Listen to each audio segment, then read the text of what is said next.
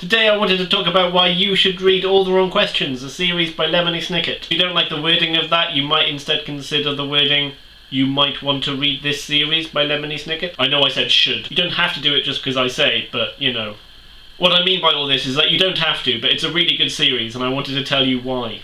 So a while back, a series of unfortunate events came out. They were followed by a movie and are now being made into a Netflix series, which I'm really excited about. By the way, whoever made that fake trailer on YouTube about the Netflix series, well done you, that looked amazing. So it was kind of a big thing. They were targeted at kids and teenagers, and I thought they were really, really good. And Lemony Snicket went on to become quite famous because of them. And a few years ago, he started writing another series called All the Wrong Questions. So the last book in the series comes out tomorrow and I'm really excited about it. So I just wanted to talk a little bit about this series. The basic plot, spoiler free, and why it's a really good set of books to read even if you're not a Lemony Snicket fan. So really briefly, A Series of Unfortunate Events is written by Lemony Snicket. His real name is Daniel Handler. It's the story of three orphans who are trying to find out who murdered their parents. And they're trying to find a safe haven because they're being chased by the villainous Count Olaf. Over the course of 13 books, there are many mysteries and secrets revealed about an organisation called VFD. Before the events of this book, the organisation kind of had a civil war, and previous members are now good guys or bad guys. And I'd say the main themes of the book are moral ambiguity and growing up, as well as looking at the nature of secrets.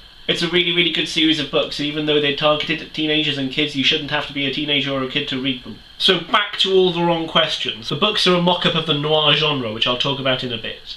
Collectively, they form the story of Lemony Snicket as a child, with his first investigations into crime. They all take place in the same setting, the town stained by the sea, whereas A Series of Unfortunate Events took place in many different locations and with different characters in each book. I'm trying to keep this review spoiler-free, so I won't really mention what the plot is about, except that this young detective is trying to find out the villain behind a series of crimes. Along the way, he has help from several children in the area. But just because the main characters are children doesn't really make it a children's book. The children in Lemony Snicket's books always tend to be more intelligent than the parents. For example, adults in Lemony Snicket books are often set in their ways. Adults often make morally ambiguous choices, and are generally unhelpful because they're serving the greater good or their own interests. Children, on the other hand, are free thinkers in Snicket's books. They're reliable, trustworthy, they think for themselves, and obviously they're all very well read. Lemony Snicket often points out that the people who read books are more reliable than people who don't. I'm not going to get into that argument, but it comes up a lot. And the theme of books, or reading, is often a very important one. Libraries, for example, are safe places. There's somewhere to turn to when you don't have anywhere else. And librarians sometimes are the only trustworthy adults. A common theme in this series is summed up thusly. They say in every library there is a single book that can answer the question that burns like a fire in the mind.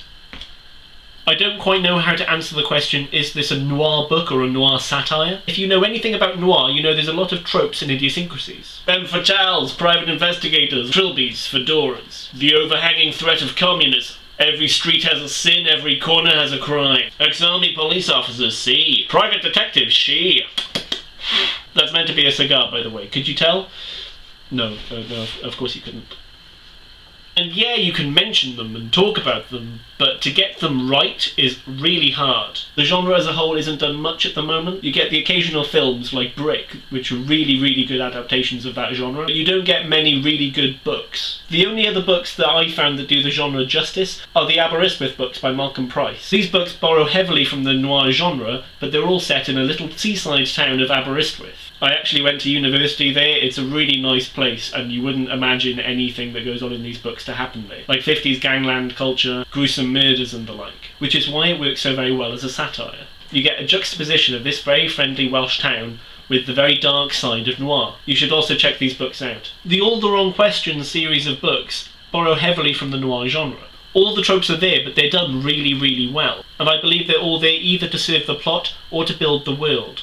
For example, the protagonist is a plucky detective. Crime obviously plays a large part of the plot, but I think it's the language that really makes it stand out as a noir book. For example, noir tends to have really exciting and weird analogies, and uses language in a really fun and exciting way. For example, the line, "It looked like a grand grocery store that someone had thrown down the stairs." Or, "The gates were already open, wide open, like a hug from someone you don't like." And at one point he says, "If I were a bathroom, where would I be?" That's the best way of asking where the bathroom is I've ever heard. Noir tends to use these really inventive and imaginative metaphors and similes, and they're scattered throughout the book, but they don't actually detract from the story. In fact, it's a very different way of writing for Daniel Handler, and I'm very impressed that he gets away with it so very well. The way he describes is very different. He'll leave his descriptions short and inventive so that the reader can make up their own mind, but the descriptions themselves give you more of a feel of what's being described than actually describing. That being said, if you've never read anything noir before, you don't have to have. The plot alone is gripping enough. You can read it for the plot, or you can read it for the theme, or for both. With only 4 books in the series, you can tell the planning has been a lot tighter than in a series of unfortunate events. With 13 books in that series, you can tell Lemony Snicket kind of lost his way halfway through, which is understandable. It's a big undertaking and he'd never done anything like it before. With only 4 books in this series, you can tell that everything's been planned out very well. Details that are in the books either serve the plot or they serve to build the world, by defining character or building upon the theme of noir. A lot of people were expecting these books to be a kind of prequel to a series of unfortunate events. They're not. It feels more like a book which is happening in the same universe, rather than a prequel. Lemony Snicket left a lot of questions unanswered at the end of a series of unfortunate events. Questions that he never meant to answer. In particular, The Grimy Grotto makes a point of saying that some questions shouldn't be answered, and in these books he's not answering those questions, he's asking new ones.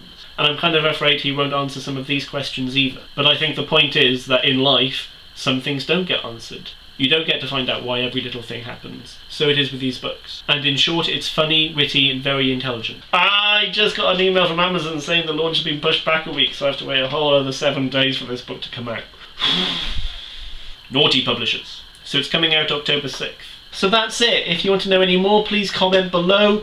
If you just fancy chatting about it, or indeed like the noir genre in general, or Lemony Snicket, or indeed anything, just comment below. There's a subscribe button down there, and thanks very much for watching.